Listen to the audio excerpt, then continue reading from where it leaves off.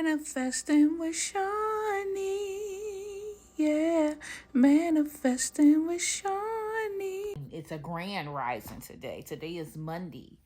And I'm so happy and excited to start this new week with you guys.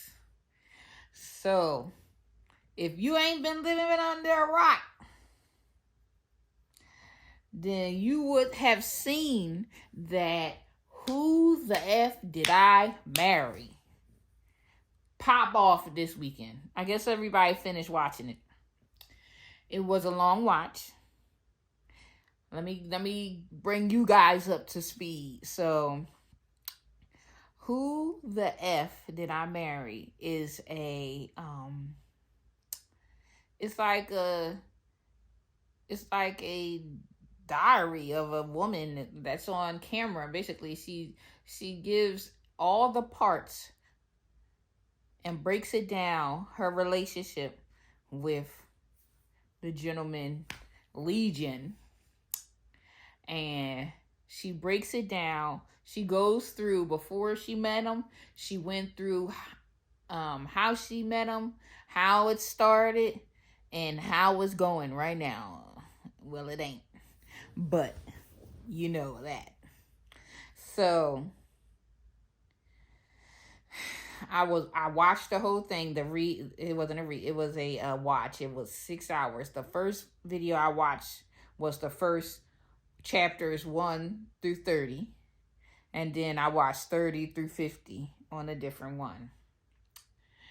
And from watching that, her testimony, I have a couple takeaways, because you know I am the spiritual coach, your spiritual coach. So I'm going to give y'all exactly how I feel and what did I pick up with this situation.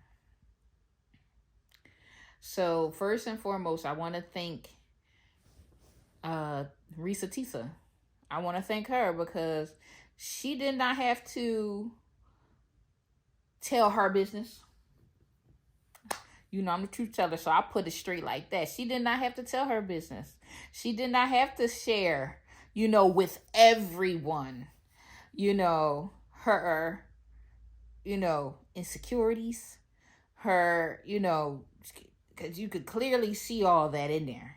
She showed you everything. And I even like how she took accountability, saying, hey, listen, I have parts in this situation, but the parts in the situation, it was mind-blowing. That's all I could say. It's really mind-blowing. So let's start from the beginning. Hey. So from the beginning, she was saying basically that she met a gentleman online and she matched with him twice. So that means he had more than one account on whatever he was on, whether it was Plenty of Fish or Facebook, whatever, wherever you look for your people at. So she matched with him twice. And that night, she said it herself. She said that night she had a tire to blow out, and she knew what to do, so she didn't bang out. But he actually helped her, and that's right there was the foothold that caught her with the whole situation. But she didn't know until afterwards. So basically, she goes on to talk about how her encounters with a narcissistic, pathological liar.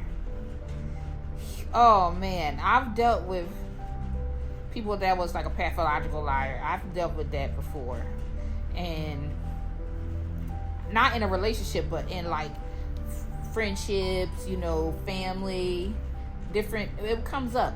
Some people, in their mind, the lies is the truth for them. I don't know. I don't get that, but all I can say is what I've taken from her story, and I'm so glad she even came out and said it.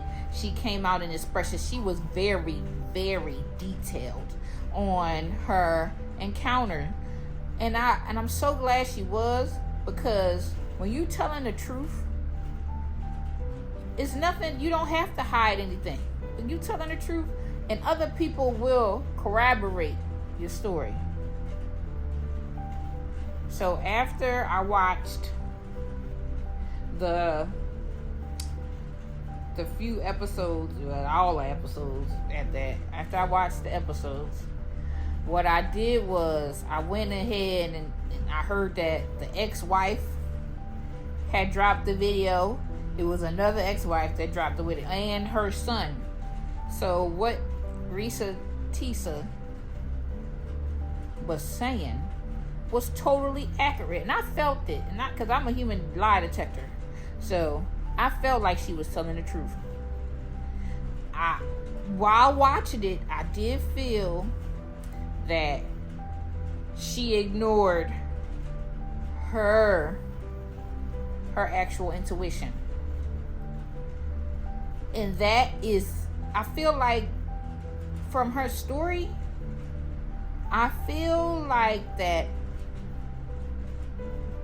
as a collective, we need to pay more attention to our intuition, to the vibe, to the feelings that you get. I feel like we should really, you see that was a phone call coming through. That was confirmation. So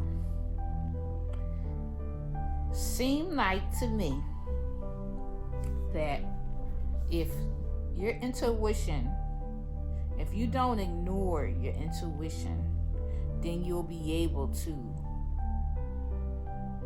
move forward without being stuck with that bull crap, for real. It's the bull crap for me. Okay. So, the Holy Spirit wants us to learn a lesson. This lesson is not to ignore your intuition. And it seemed like a lot of people won't catch the message unless someone else shows, like, just be the martyr, become the martyr, and just say, you know what?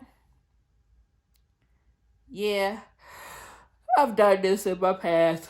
I allow people to get over on me and tell me, gaslight me. But I'm not doing it no more. I learned my lesson. I've learned that I don't have to accept that. And I feel like when we get on our self-love journey, when we get on our journey to, heal ourselves, because really that's showing that it's a part of us inside that really needs to be healed. Like, especially these, how they make us women feel. How we have to have families by 30. We have to be little 30, 40, and thriving. Y'all remember that? 30 and flirty and thriving from 13 going on 30. That's a good watch as well. I do recommend that. But we have to know our worth. We can't rely on a man to give us or provide for us something that we can do ourselves. But that doesn't mean when we actually get into a healthy relationship, and if the man can provide, we won't allow him to do that, because you have to allow him to provide for you. Now, if you allow him to provide for you, make sure you bring some to the table as well. Okay?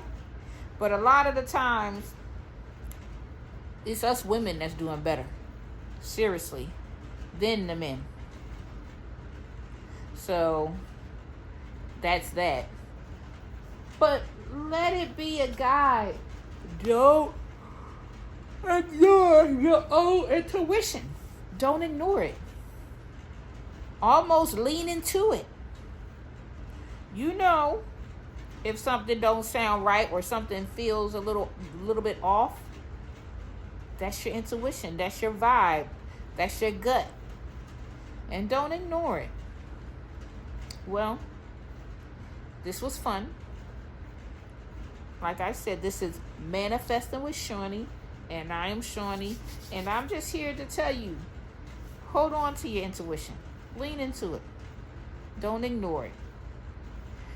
Oh, I also have to let y'all know to hit the like button. You know, like it, subscribe, share if you can. And I thank you, and I appreciate y'all time, and many blessings to you guys.